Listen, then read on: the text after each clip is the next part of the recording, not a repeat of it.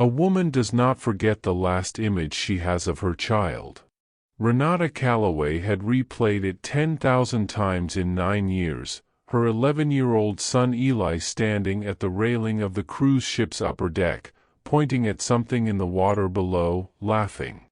That was the last moment she saw him clearly. 2 hours later, both of them were gone. And for 9 years, no government agency, no private investigator, no international hotline, and no amount of grief could explain where they went or how they disappeared from a vessel carrying 3,000 people in calm water less than 12 miles off the coast of Belize. This is the story of what really happened on the Meridian Star on the night of March 4, 2015, and why it took a small-town pastor in rural Mississippi to finally say it out loud. If you have ever believed that some truths are buried deep enough to stay buried forever, stay with this story. Because what was uncovered 9 years later did not just explain one disappearance. It opened a door that certain powerful people had spent a decade keeping sealed. Before any of this can make sense, you have to understand who Renata Callaway was before March of 2015. She was 41 years old, a licensed pharmacist working for a regional hospital network in Knoxville, Tennessee. She was precise, methodical, and careful in the way people become when their profession puts other people's lives inside their decisions. She checked labels twice. She documented everything. She did not panic easily because her job had trained her to stay functional when the situation around her was not. She had raised Eli mostly alone. His father, Dennis Callaway, had left Knoxville when Eli was 4 years old. Not dramatically, not with argument or violence, just a gradual drift that ended with a forwarding address in Phoenix and increasingly rare phone calls. By the time Eli was 7, the calls stopped. Renata stopped explaining and started building. She built routines, stability, a predictable life in a modest 2-story house near the hospital. She coached Eli's soccer league on Tuesday evenings. She packed his lunch every morning even after he told her he was old enough to do it himself. Eli was curious, talkative, and obsessed with the ocean in the way landlocked children often are, as though water itself was something mythological. He had seen the Atlantic once during a school trip to the Outer Banks in 4th grade. The sight of it had done something to him that Renata recognized because she had seen the same look on his face the first time he tasted real sushi at a Japanese restaurant in downtown Knoxville. The look of a person discovering that the world was larger and stranger than they had been told. The cruise was Eli's birthday present, chosen from a brochure he had dog-eared and left on the kitchen counter for 3 months before Renata finally agreed to it. 7 nights, Western Caribbean, departing from Tampa. Stops in Cozumel, Belize City, and Roatan, Honduras. It was the most expensive thing Renata had purchased in years. She saved for nearly 14 months to make it work. They boarded the Meridian Star on the afternoon of February 26, 2015. Eli wore a blue t-shirt with a small sailboat printed near the collar and carried his own backpack, which he had insisted on packing himself. Inside it were sunscreen, a waterproof disposable camera he had bought at a drugstore, a field guide to Caribbean marine life, and a bag of sour candy he did not want Renata to know about. The first 6 days went exactly the way a mother plans a vacation for her child when she has spent 14 months imagining it. Cozumel overwhelmed Eli with color. He photographed every fish he saw through the snorkel mask Renata had bought him the week before departure. In Belize, they took a guided tour of Mayan ruins and Eli asked so many questions that the guide, a patient older man named Horacio, eventually walked beside him separately from the rest of the group and answered each one as thoroughly as if they were the only 2 people there. By the 6th evening, Renata felt something she had not allowed herself to feel in years. Ease. Unguarded, ordinary ease. The kind that arrives when a vacation is almost over and you realize it delivered what you needed. The seventh day was a sea day. No ports. Just open water and the ship's rhythm and unhurried time. Renata remembered it being beautiful in a way that felt almost excessive, clear sky, gentle swells, the kind of afternoon that invited stillness.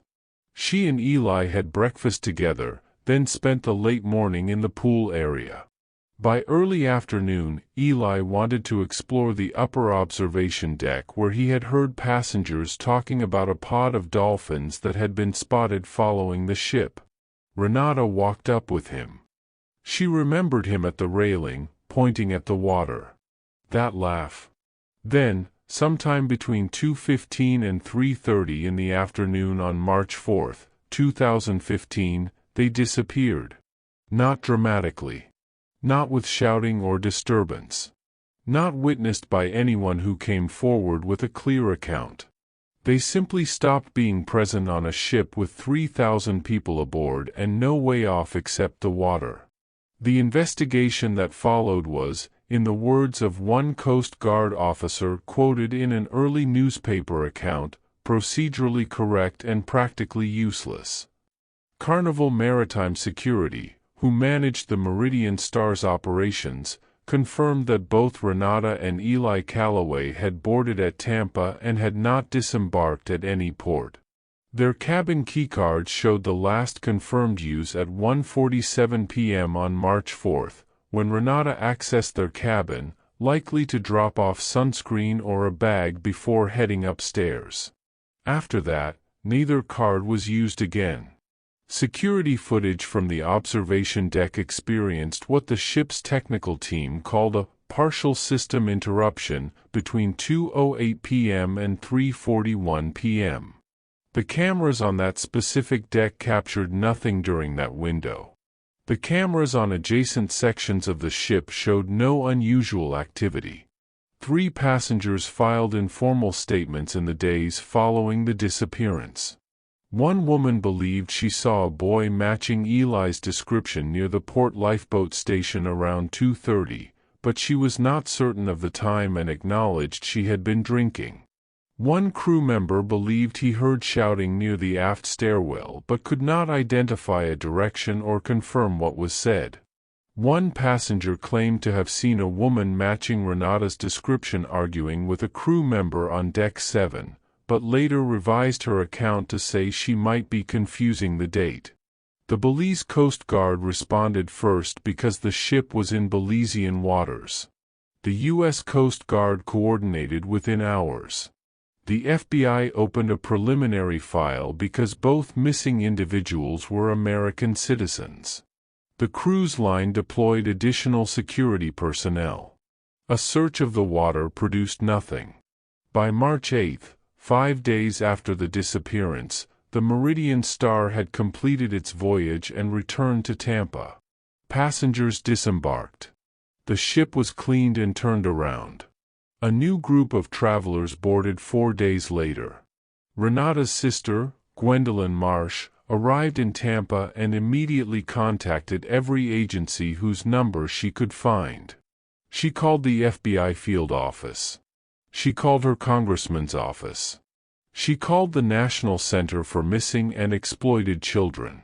She contacted a maritime law attorney who explained to her, carefully and without warmth, that crimes committed in international waters operated under a jurisdictional framework so complicated that families often spent years fighting over which court had authority before any actual investigation could begin. That conversation was the first wall. There were many more ahead.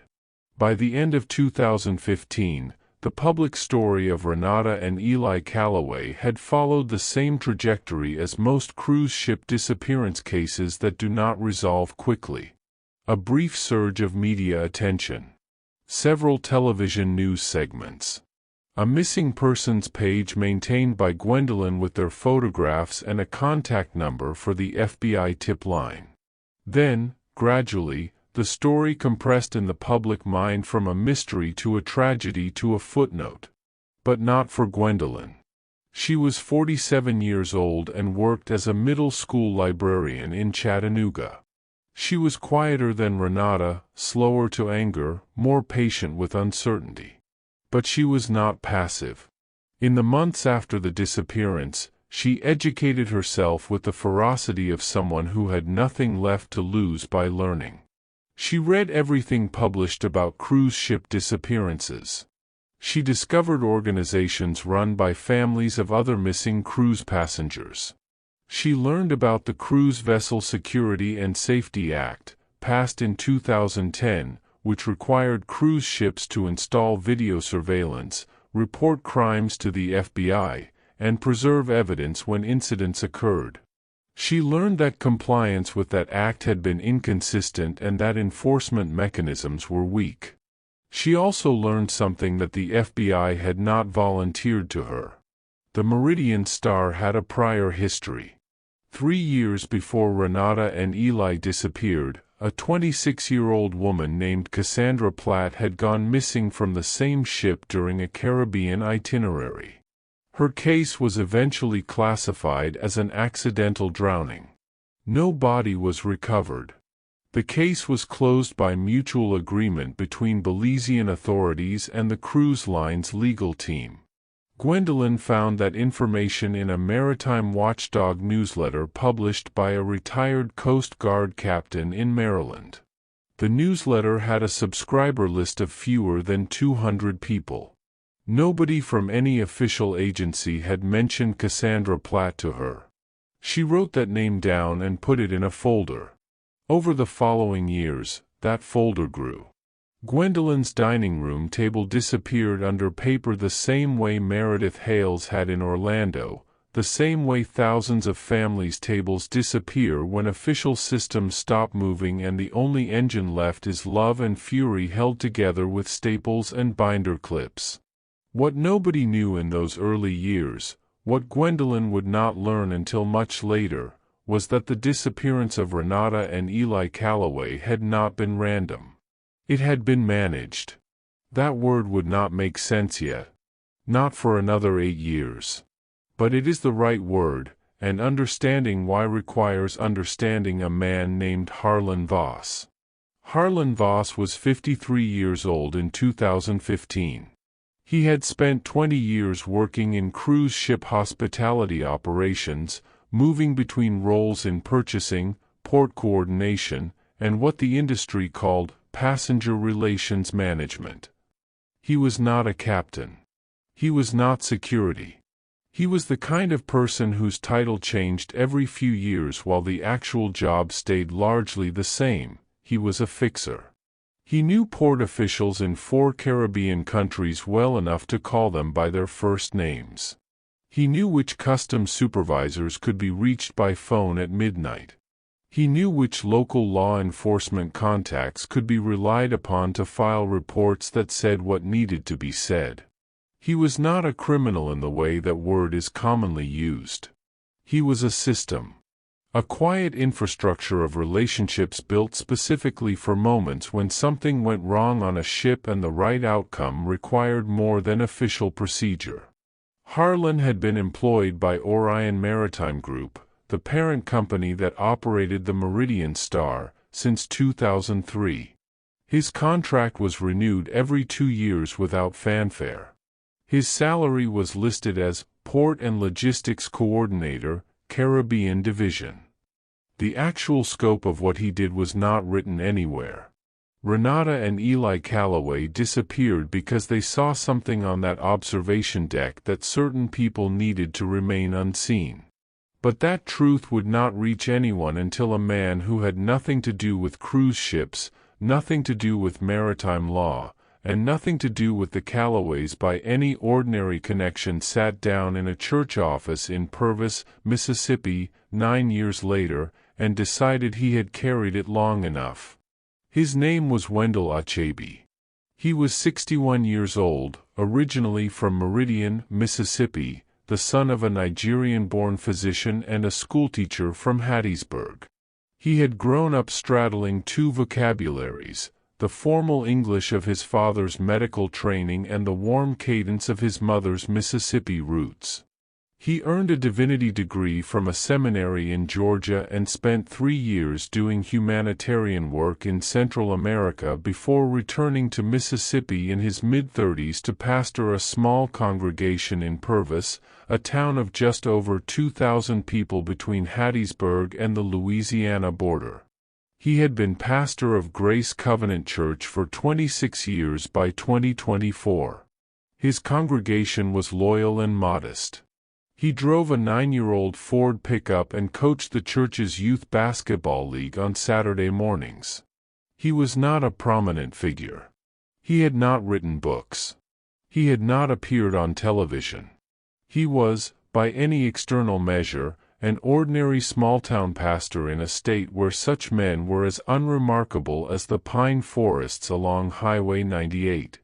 But Wendell Achebe had been carrying something since 2015 that had slowly changed the shape of him from the inside. Anyone in his congregation who paid close attention, and several did, had noticed that in the years after a certain retreat he attended in late 2015, something behind his eyes had shifted. He laughed the same. He preached with the same deliberate care. He was kind in all the ways he had always been kind. But there was a weight that had not been there before. A specific, located weight, not the general weight of grief or age, but the kind that comes from knowing something you have not yet found the courage to say. In the spring of 2024, that changed. The reason Wendell finally spoke had nothing directly to do with an investigation or a new piece of evidence or pressure from any authority. It had to do with a young woman in his congregation named Priscilla Dunmore, who was 23 years old and had recently survived a situation that Wendell recognized at a structural level. She had been recruited through a false job offer, transported across state lines, and spent 8 months in conditions that prosecutors would later describe in documents Wendell was allowed to read as systematic coercive control for commercial exploitation. Priscilla had come home. She was recovering. She attended services when she felt able to and sat in the third pew from the back, close to the exit, which Wendell understood without needing it explained. One afternoon in March of 2024, she stayed after the midweek service and told Wendell, with a steadiness that took visible effort to maintain, that the worst part of what happened to her was not the abuse itself. The worst part was that the people who had harmed her were still free. That their lives had continued normally. That they had not been touched by what they did. Wendell listened. He sat across from her in the small office where he conducted counseling sessions, and he listened to every word without moving. And when she finished, he told her that he needed a few days to think, and then he was going to do something he had waited too long to do. He did not tell her what it was. But he knew.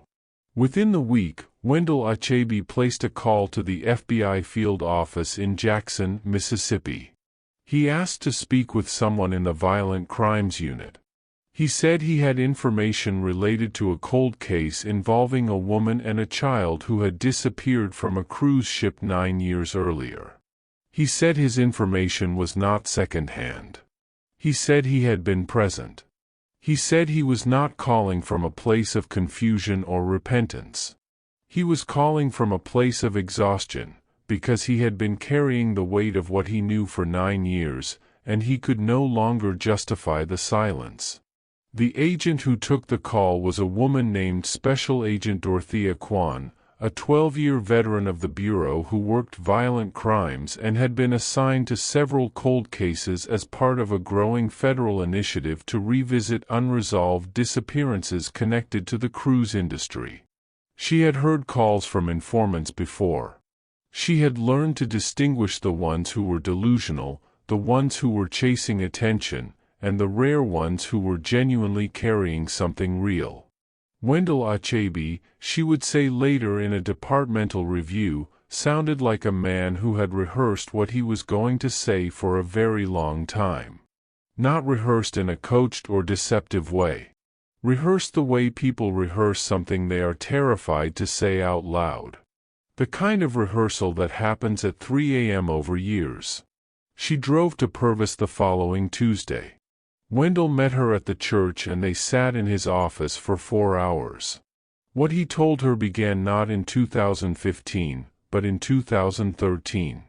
In 2013, Wendell had been hired through a non-profit missions organization to lead a pastoral care training program for cruise ship chaplains. Several major cruise lines had begun offering chaplaincy services as part of their passenger wellness programs in the early 2000s, and by 2013 the practice had expanded enough that formalized training was needed. Wendell spent 18 months traveling between ports, training volunteers, and occasionally serving as a chaplain himself on selected voyages. It was through this work that he came into contact with Harlan Voss. The two men met in Cozumel in October of 2013 during a port chaplaincy event hosted by a coalition of maritime workers' ministries. Voss was not religious, but he attended the event because one of his contacts in the Port Authority was and had brought him as a guest. They spoke briefly. Voss asked intelligent questions about the logistics of Wendell's program. He was personable, informed, and seemed genuinely curious about the intersection of pastoral care and maritime law. They exchanged contact information. Over the following year, Voss stayed loosely in touch. He sent occasional emails about port contacts in Honduras who might benefit from Wendell's program. He donated a modest amount to Wendell's nonprofit. Nothing about the relationship felt unusual or compromised. It was one of dozens of professional adjacent friendships Wendell maintained through his work. In February of 2015, Voss contacted Wendell and asked if he would be willing to serve as a volunteer chaplain on a Western Caribbean voyage of the Meridian Star departing from Tampa on the 26th. The ship's regular chaplain had experienced a family medical emergency and a replacement was needed on short notice. The schedule matched Wendell's calendar. He agreed. He was aboard the Meridian Star on March 4, 2015. Let that land for a moment. The man who would eventually reveal the truth about what happened to Renata and Eli Calloway was present on the ship the day they disappeared. He was there. He had been placed there, as he now understood with the clarity of 9 years of reflection, not by coincidence. By Harlan Voss. Wendell told Special Agent Kwan what he had seen on the afternoon of March 4 from a position most passengers never accessed. As a chaplain, he had a service access pass that allowed him through staff corridors on decks 7 through 12. He used those corridors regularly to move between the ship's chapel space on Deck 9 and the pastoral care office adjacent to the medical bay on Deck 7 without disrupting passenger areas. At approximately 2:20 p.m., he was passing through a service corridor on Deck 11 when he heard sounds from behind a maintenance access door that should have been sealed during sea operations. The door was not fully closed. He paused. What he saw through the gap was not immediately comprehensible as a crime. He saw 2 men in crew uniforms and 1 man in civilian clothing. He saw a woman who appeared to be restrained against a utility conduit, not with visible handcuffs but held firmly by one of the uniformed men.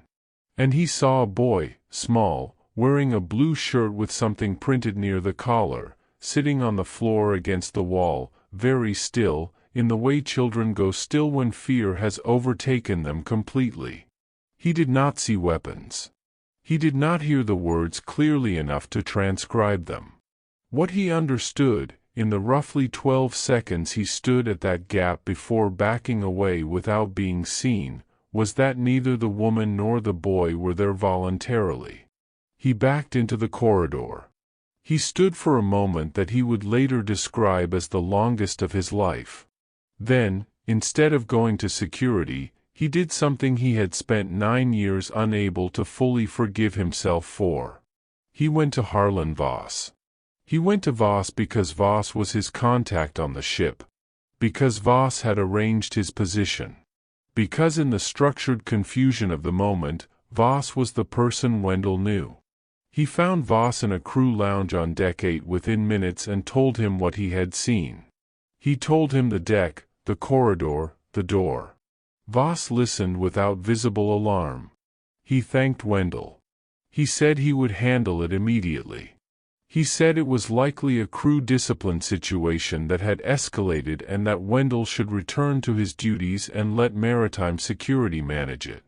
He said it with the calm authority of someone who managed crises professionally, and in that moment Wendell did not recognize the authority for what it actually was. He returned to his duties. He told himself that Voss was handling it.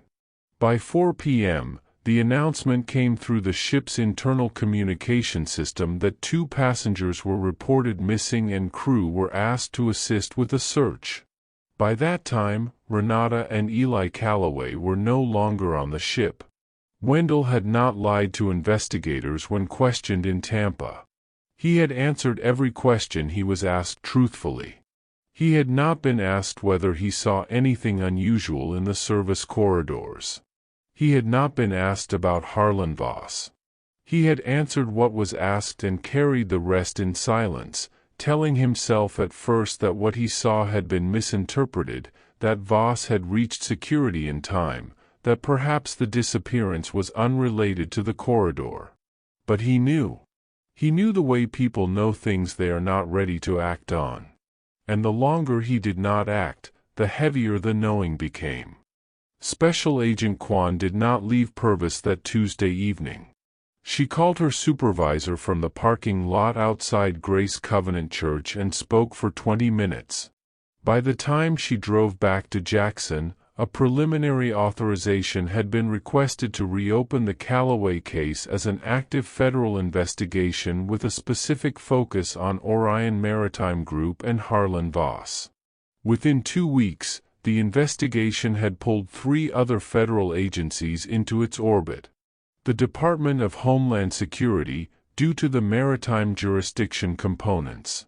The Department of Justice, because preliminary record searches on Orion Maritime Group produced connections to a civil forfeiture case from 2019 that had been quietly settled without admission of guilt.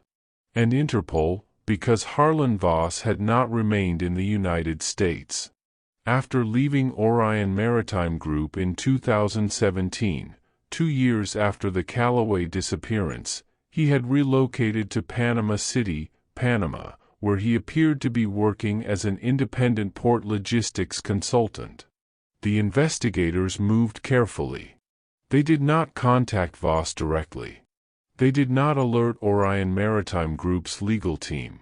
They spent the first month building a structural picture of how Voss operated within the company, who he reported to, what access he had, and what, if anything, had been paid, transferred, or communicated in the weeks surrounding March 4, 2015. What emerged from that picture was not a simple crime committed by one man in a corridor. It was a system. A quiet, functional system that had operated across multiple voyages over at least 6 years, using the Meridian Star and at least 2 other Orion-operated vessels as transit infrastructure for moving people, specific targeted people, in ways that exploited the jurisdictional confusion inherent to international waters. The targets were not random. The investigators would spend months untangling exactly how the targeting worked, but the earliest picture that emerged was this: Renata Calloway had been a passenger who, entirely by accident, had witnessed a transaction during the Belize port stop. She had photographed it. With Eli's disposable camera, which she had been using while Eli snorkeled, she had taken a series of photographs on the Belize City dock that captured, in the background of what she thought were simply vacation photos of the waterfront, a document exchange between a port official and a man the investigators would later identify as a courier connected to Voss's network. She had not known what she photographed. She had not recognized it as dangerous. But someone on the dock had noticed the camera. And that information had moved faster than the ship. By the time the Meridian Star reached open water after the Belize stop, a decision had been made somewhere in the chain of Voss's operation. The camera needed to disappear. And the people who had used it needed to disappear with it. Not because Renata was an investigator or a threat in any professional sense, but because the system that Voss served did not operate on measured responses. It operated on elimination. Gwendolyn Marsh received the call from Special Agent Kwan on a Thursday evening in April of 2024. She was grading library overdue notices at her kitchen table in Chattanooga and almost did not answer because the area code was Jackson, Mississippi, and she did not recognize it. She answered. The agent's tone was careful and controlled in the specific way that Gwendolyn had come to recognize over 9 years as the tone of officials who were managing news that could break a person. She had heard that tone when the FBI told her they were downgrading the case's priority status in 2018. She had heard it from a private investigator in 2020 who called to tell her that a lead she had paid $3,000 to pursue had turned cold. But this time, the careful tone was carrying something different underneath it. Special Agent Kwan told Gwendolyn that the Calloway case had been reopened as an active federal investigation. She told her that a credible witness had come forward with first-hand information. She told her that arrests were not imminent, but that the investigation was moving. She told her that Gwendolyn should be prepared for a process that would take time and that she needed to be careful about who she shared the information with because the investigation's integrity depended on discretion. Gwendolyn sat with the phone pressed against her ear long after the call ended. The dining room table beside her, still covered in the folders she had maintained for 9 years, suddenly looked different. Not like a monument to unanswered questions. Like a resource. She did not call anyone that night. She sat alone in her kitchen with a cup of tea she forgot to drink and tried to hold in her mind the two possibilities that had lived inside her for almost a decade. One was that Renata and Eli had survived and were somewhere they could be found. The other was that she would learn the truth about their deaths. Both of those possibilities had existed simultaneously for 9 years, held in an unbearable suspension that had become the architecture of her daily life. She did not yet know which one was coming. The investigation accelerated through the summer of 2024 in ways that Gwendolyn was not fully informed about in real time, which was both protective and cruel. She knew movement was happening. She knew the FBI was working. She did not know the specific shape of what was being uncovered. What was being uncovered was large. Harlan Voss, when investigators in Panama began building a profile of his current activities, was not simply a retired maritime fixer living quietly on consulting income. He was still operational. His network, which investigators were beginning to refer to internally as the Meridian Arrangement, using the ship's name, since it was the clearest established connection, had continued functioning after his departure from Orion Maritime Group. He had simply moved from an employee structure to an independent contractor structure. The operation ran in largely the same way. The Cassandra Platt case from 2012, the young woman who disappeared from the Meridian Star 3 years before the Calloways, was pulled from the Belizean Maritime Records Archive and re-examined. The lead investigator who had classified it as an accidental drowning had retired in 2017.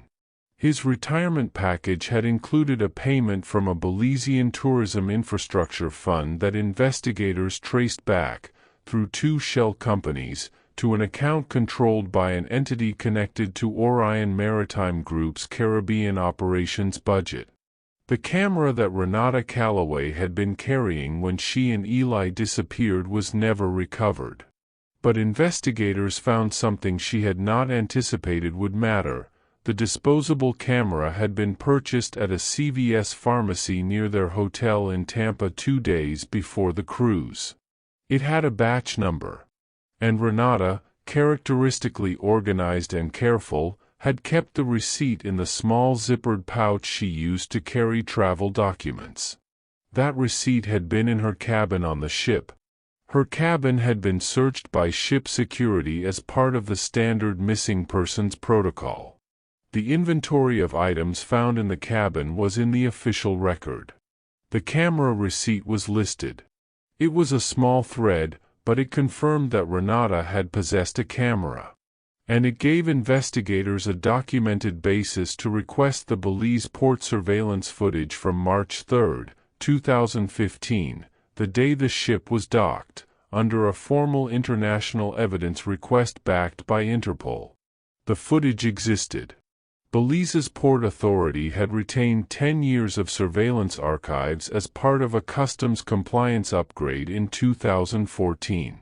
The specific camera angle that investigators needed, the one covering the external dock area near the ship's passenger gangway, had been operational on March 3, 2015. The footage showed, in adequate resolution, a man in a Port Authority vest conducting what appeared to be a document handoff with another individual near a service vehicle. And in the background, partially visible at the edge of the frame, a woman with a disposable camera raised to her eye. The man in the Port Authority vest was identified by Interpol within 6 days of the request being processed. His name was Aurelio Mendez. He had resigned from the Belize Port Authority in early 2016 and had not been seen in Belize City since. His last known location was a city in Honduras. His connection to Voss's network was established through a separate investigation that Interpol had been running since 2021 related to document fraud and human smuggling through Caribbean transit points. The frame closed slowly. But it closed. Wendell Achebe gave 3 additional formal statements to investigators between April and July of 2024. Each one went deeper into the details of his relationship with Voss, the specifics of the corridor incident, and the aftermath. He also provided, after a consultation with his own attorney, records of every email communication he had received from Voss between 2013 and 2017. Voss had cut contact after 2017, which Wendell had assumed at the time was simply professional drift. He now understood it differently. The emails contained nothing explicitly incriminating on their face. But several included references to arrangements on specific voyages, sensitive passenger situations, and coordination with port contacts that investigators found useful when mapped against the timeline of documented incidents on Orion maritime vessels during the same period. Wendell was not charged with any crime. His attorney had negotiated a cooperation agreement before the first formal statement.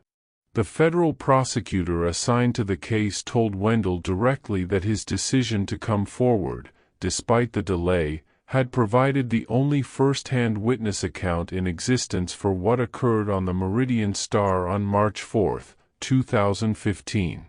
Without it, the investigative path would have been far more difficult and potentially impossible to complete within a usable legal framework. That conversation did not resolve what Wendell carried. But it gave him something to stand on. Not absolution. Not the erasure of 9 years of silence. But the knowledge that what he was doing now was real, was necessary, and was still, despite everything, not too late. He preached a sermon in August of 2024 that his congregation would talk about for years afterward. He did not mention the investigation. He did not mention the Callaways or Voss or cruise ships. But he preached about what he called the geography of long silence, the landscape inside a person that forms when they know a thing and do not speak it. He preached about how that landscape grows its own weather, its own erosion, its own kind of consequence.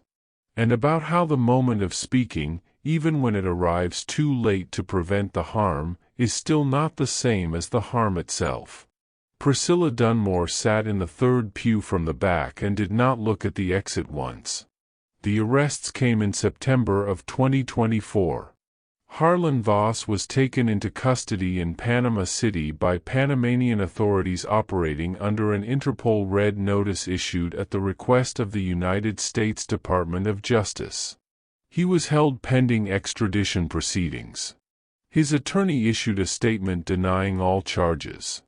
Orion Maritime Group's legal team issued a separate statement expressing complete cooperation with authorities while maintaining that any alleged misconduct was the unauthorized action of individual employees and not reflective of company policy or culture. 2 additional arrests were made in connection with the investigation. A former Orion Maritime Group executive named Preston Halby, who had served as Vice President of Caribbean Operations from 2010 to 2016, was arrested at his home in Sarasota, Florida. Investigators had established through financial records that Halby had authorized a payment structure within the Caribbean operations budget that served as the financial infrastructure for Voss's network. He had not orchestrated individual incidents himself. He had built and maintained the mechanism. In federal criminal terms, that distinction mattered less than his attorneys hoped.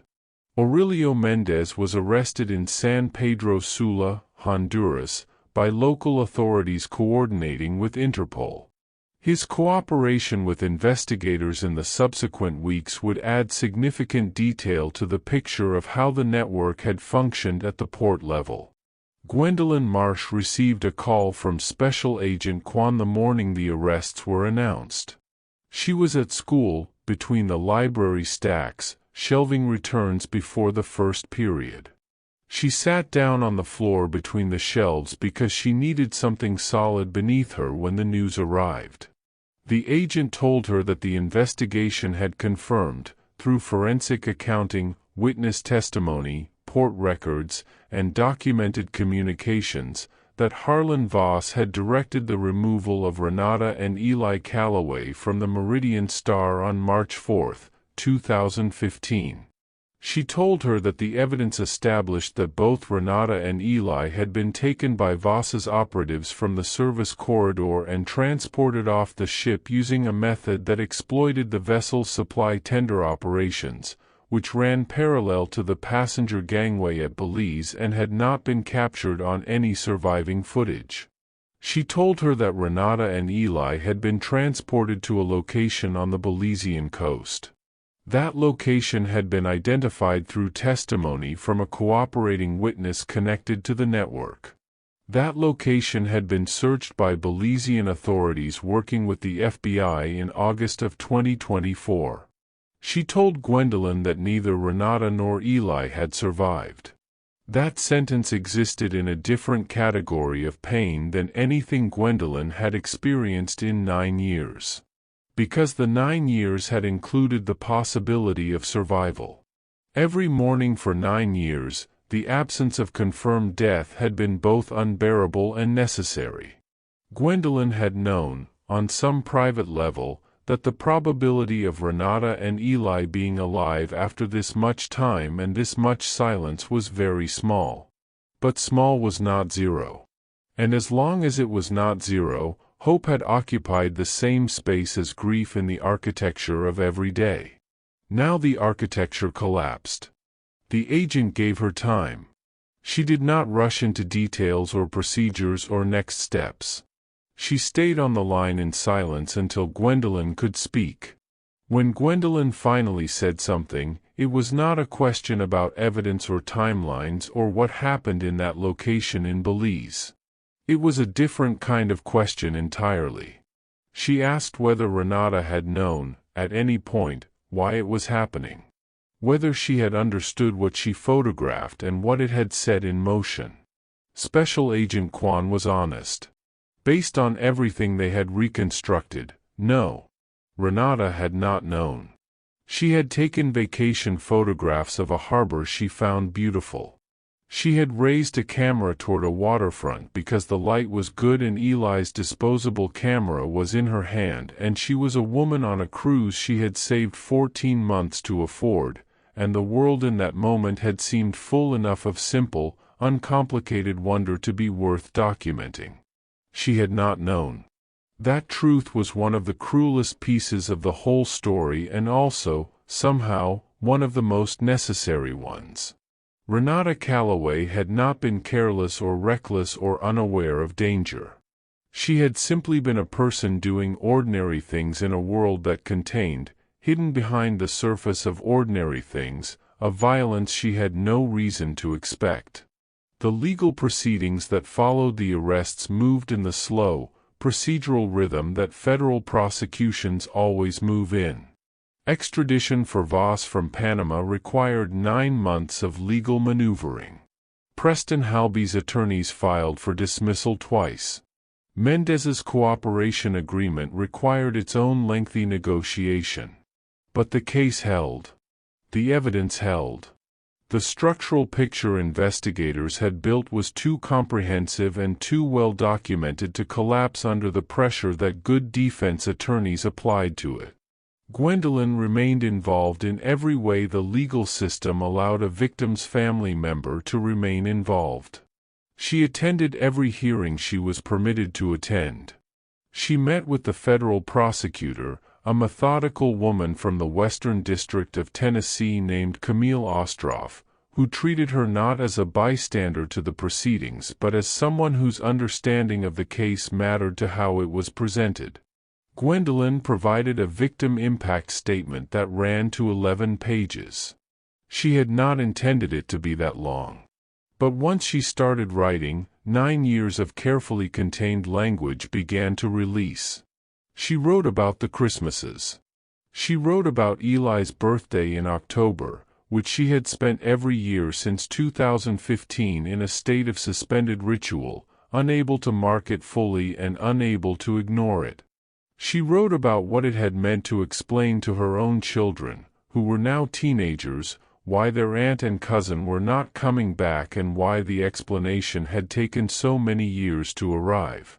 She wrote about the 14 months Renata had saved for that cruise. About the blue t-shirt with the sailboat near the collar. About the disposable camera and the sour candy in the backpack and the field guide to Caribbean marine life that had presumably gone down with the cabin's possessions. She wrote that the worst part of the 9 years had not been the grief. It had been the inability to grieve fully because the information required to grieve had been deliberately kept from her by people who profited from the concealment. That last sentence was quoted in 3 separate news articles after the statement became part of the public court record. It was the sentence that a morning news anchor in Nashville read aloud on camera and then stopped, briefly, in a way that was not performance. It was the sentence that a woman in Chattanooga who had known Renata casually in a pharmacy context printed out and taped to her bathroom mirror for a week because she needed to look at it until she understood it. It was a sentence that said something true about how certain systems harm people twice, once with the original act, and again with the years of silence that follow it. Harlan Voss was extradited to the United States in June of 2025. His trial was scheduled for the fall. Preston Halby reached a plea agreement in August of 2025, cooperating with prosecutors in exchange for a reduced sentence. His cooperation confirmed several pieces of the investigation's structural picture that had not yet been established through documentation alone. What Halby confirmed, among many other things, was that Wendell Achebe had not been placed on the Meridian Star by accident. The cruise line's chaplain had not experienced a family medical emergency in February of 2015. That story had been created by Voss as a mechanism to put a credible, trusted pastoral figure on the ship who could serve as what Halby described in his cooperation statement as a stabilizing presence in case of passenger disturbance. In other words, if something went wrong during the planned operation, A chaplain on board could be useful for managing emotional situations among passengers who might otherwise draw official attention. Wendell had been used. Not as a co-conspirator. Not as a knowing participant. As a prop. As a human detail in a stage set that Voss had designed around a crime he was planning to commit. When Special Agent Kwan conveyed this information to Wendell in a meeting in the fall of 2024, he sat with it quietly for a long time. He asked, after a while, whether that changed his legal standing in any way. She told him it did not. It confirmed, in fact, that his cooperation agreement had always been the correct framework. He asked whether it changed how she saw what he had done in 2015. She was quiet for a moment before answering. Then she said that what she saw was a man who had been deceived, who had subsequently made a decision under pressure that he regretted, and who had spent 9 years doing the work of carrying that regret before finally doing the harder work of converting it into action. She said that was not an uncommon human story. She said it was, in her experience, more common than people who had never been in that position were willing to believe. Wendell thanked her. He drove home to Purvis. He sat in his truck in the parking lot of Grace Covenant Church for a while before going inside. The pine trees along the edge of the property made their sound in the wind the way they always did, indifferent to whatever was resolved or unresolved in the man sitting beneath them. Gwendolyn drove to Knoxville the weekend after the extradition news broke.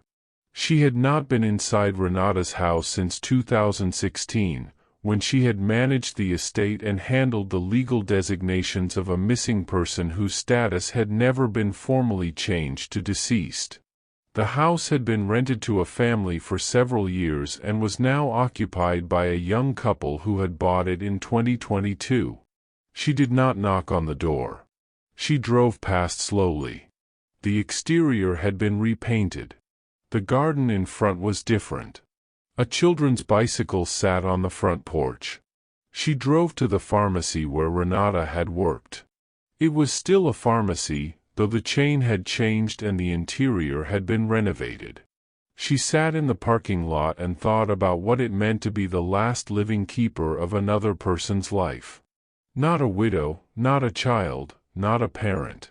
A sister. The person whose job it had always been to know the real version of someone while the rest of the world knew only the public version. She thought about Eli's laugh, which she had last heard in person at Thanksgiving 2014, for months before the cruise. He had been 11 and in the phase of finding everything funnier than it was, the laugh arriving before the punchline, contagious and slightly uncontrollable. She had teased Renata about it. Renata had said with the exhausted affection of a mother deep in that particular phase, "I know, I know, I know." Gwendolyn sat in that parking lot for a long time. Not crying. Past crying in the way people sometimes get past it, not because the grief is smaller but because it has become so integrated into the cellular structure of daily life that it no longer requires a separate physical expression. She drove back to Chattanooga. She stopped at a roadside diner near Cleveland and ate a piece of pie she did not especially want because Renata had always believed in stopping for pie on long drives and it was one of the simplest ways Gwendolyn knew to keep her present. The trial of Harlan Voss began in October of 2025 in a federal courthouse in Tampa, Florida, the same city from which the Meridian Star had departed 10 years earlier. The prosecution's case was built on 4 pillars. The testimony of Wendell Achebe, who appeared as a witness and answered every question asked of him with the same quiet, unsparing precision he had brought to every interaction with investigators. The financial records connecting Voss and Halby to a network of payments that tracked directly against the timelines of documented incidents on Orion vessels. The port surveillance footage from Belize that established Renata's presence with a camera near the document exchange. And the cooperation testimony of Aurelio Mendez, who described in detail how the tender operations at the Belize port had been used to move people off the ship under cover of routine supply runs. The defense argued that Mendez was unreliable as a cooperating witness with obvious incentive to implicate others. They argued that the footage from Belize was ambiguous and did not definitively establish that the woman visible was Renata Callaway. They argued that the financial records described a legitimate operational structure with unfortunate connections to individuals who had acted independently. The jury deliberated for 3 days. They returned a verdict of guilty on all counts: conspiracy to commit kidnapping resulting in death, 2 counts of kidnapping resulting in death, conspiracy to obstruct justice, and conspiracy to engage in organized criminal enterprise. The sentencing guidelines for the charges carried a mandatory minimum of life imprisonment. When the verdict was read, Gwendolyn was seated in the gallery. She had driven to Tampa the night before, alone, and stayed in a hotel near the courthouse. She had told no one except the prosecutor and Special Agent Kwan that she would be there, because she did not want the verdict to become a public event organized around her reaction. She did not cry when the guilty verdict was read. She had thought she would. She had prepared herself for it. But what she felt in that moment was not a release of grief or a surge of relief. It was something quieter and more specific. It was the feeling of a door finally, fully closing on a 9-year room she had been standing in the threshold of, unable to enter completely and unable to leave. The room was real. What had happened inside it was real. Renata had been a real person who packed Eli's lunch while he insisted he was old enough to do it himself. Eli had been a real child who kept a field guide to Caribbean marine life in a backpack alongside contraband sour candy. Their lives were real and their deaths were real, and the 9 years in between were real in every painful, specific, ungentle detail. The verdict did not change any of that. It did not make it smaller or more manageable or resolved in the way the word resolution implied a clean end. But it said, officially, publicly, in a federal courtroom in Tampa, that what had happened to them was a crime, that the crime had names attached to it, and that those names now carried consequence. That was not justice in the fullest sense. Gwendolyn had stopped expecting justice in the fullest sense sometime around year 4. What it was instead was truth. Anchored, documented, legally established truth. And truth, even when it arrives too late and carrying grief on both hands, is not nothing. In the weeks after the verdict, Gwendolyn was asked repeatedly by journalists, victim advocates, and legal commentators to describe the moment she learned what had happened. Most of them wanted her to describe the phone call from Special Agent Kwan, the arrest news, the extradition, the verdict. She answered those questions because answering them was part of how the story stayed alive for other people who were still searching. But the moment she returned to privately, the one that felt truest when she reviewed the full 9 years, was not any of those dramatic junctures. It was a Tuesday afternoon in early 2024, before any of it began moving, when she had been reorganizing the folders on her dining room table and had come across the folder containing the newsletter from the retired Coast Guard captain in Maryland. The one that had mentioned Cassandra Platt. She had read it again, for what she estimated was the 40th time, and had found herself thinking not about investigation strategy or jurisdictional complexity or any of the practical tools she had learned to think in. She had been thinking about what Renata would have thought of all of it. Her precise, methodical, twice-checking sister, the one who documented everything and coached soccer on Tuesday evenings and planned vacations 14 months in advance. Renata would have found the missing newsletter herself, she thought. Renata would have built the same table of folders and printed the same FBI summaries and made the same phone calls. She would have done it more efficiently and with better organizational systems, and she would have found a way to handle it without letting the rest of her life collapse around it. Or maybe not. Maybe the difference was that Gwendolyn was searching from the outside and Renata would have been searching from inside her own grief, which was a different and possibly impossible position from which to move clearly. Either way, Gwendolyn put the newsletter back in the folder. She made a cup of tea. She thought about calling a friend and decided against it because the conversation she wanted to have was one she could only really have with Renata, and so she had it internally instead, the way she had learned to do.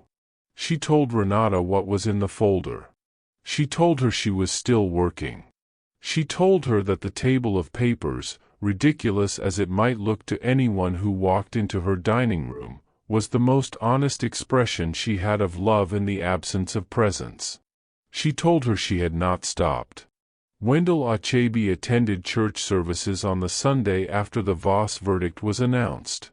He did not preach about the case specifically, but he did something he had not done before from the pulpit. At the end of the service, during the quiet moment before the benediction, he paused and said that he wanted to name two people who deserved to be named in this space. He said the name Renata Callaway. He said the name Eli Callaway. He said that they had been real people who had gone looking for something beautiful in the world and had found instead the worst that human calculation could offer. He said their names belonged somewhere sacred, not just in a court record or a news archive, but in the living memory of people who chose to carry them. He said that carrying the names of those we could not protect was not guilt. It was witness. The congregation was quiet in the particular way of people who are listening to something that will stay with them. Priscilla Dunmore sat in the third pew from the back. This time, without thinking about it, she had moved away from the aisle. Some stories do not end with a return. They end with a reckoning, which is different and harder and in many ways more honest about what loss actually costs. Renata Callaway had been 41 years old, a woman who checked labels twice and coached soccer on Tuesday evenings and had saved 14 months for the one vacation she wanted to give her son before his childhood ended. Eli had been 11, full of questions about the ocean, carrying a field guide he did not need and a disposable camera he had bought himself because he wanted to document what he found. They had boarded a ship in Tampa on a February afternoon with everything in front of them. They had been killed because a system built for profit and concealment had decided that a photograph they did not know they had taken made them inconvenient. That sentence is the one that has no comfortable place to rest. What can rest, and what did eventually rest, was the uncertainty. The 9 years of not knowing. The unbearable suspension between possible and impossible. Gwendolyn had carried that suspension for 9 years and set it down at last in a courtroom in Tampa, not because the setting down made it light, but because the truth had finally arrived with enough structural support to hold both of them. A pastor in Mississippi had found the courage to speak what he had witnessed. A federal agent had driven to Purvis on a Tuesday and listened without interrupting. A retired Coast Guard captain's newsletter, read by fewer than 200 people, had preserved the name of a woman who disappeared 3 years before the Callaways and given an investigator a thread to pull. A cooperating witness had traded protection for detail. A Belizean port authority had kept 10 years of surveillance in an archive no one expected to matter. None of those things were inevitable. All of them could have gone differently at any single point in the chain. But they did not. And so the truth had found its way out, not cleanly, not quickly, not without cost, but out. Through the specific combination of one grieving sister who refused the word closure, one pastor who finally chose speaking over silence, and one stranger's camera raised toward a beautiful harbor on a bright afternoon in Belize. Renata Callaway had been taking a vacation photograph. The light was good. The water was the color her son loved. She raised the camera to her eye. That moment deserves to exist in its full innocence, unmarked by what followed it.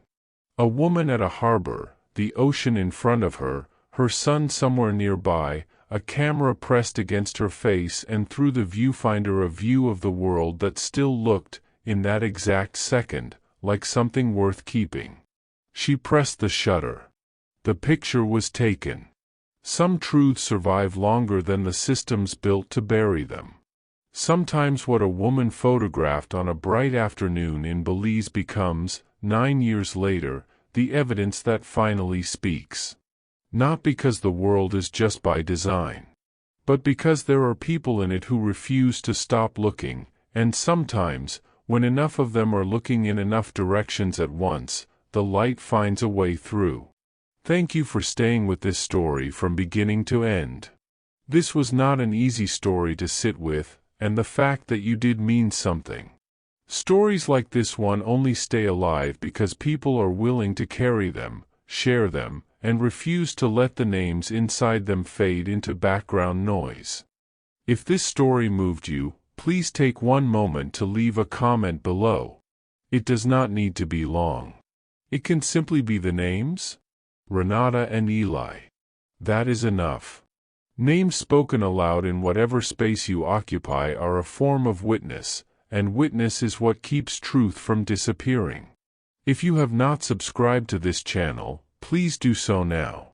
We bring you stories built on real human experience, told with the care they deserve, because the people inside them deserve nothing less than that. Thank you for listening. And may whatever you are still searching for find its way into the light.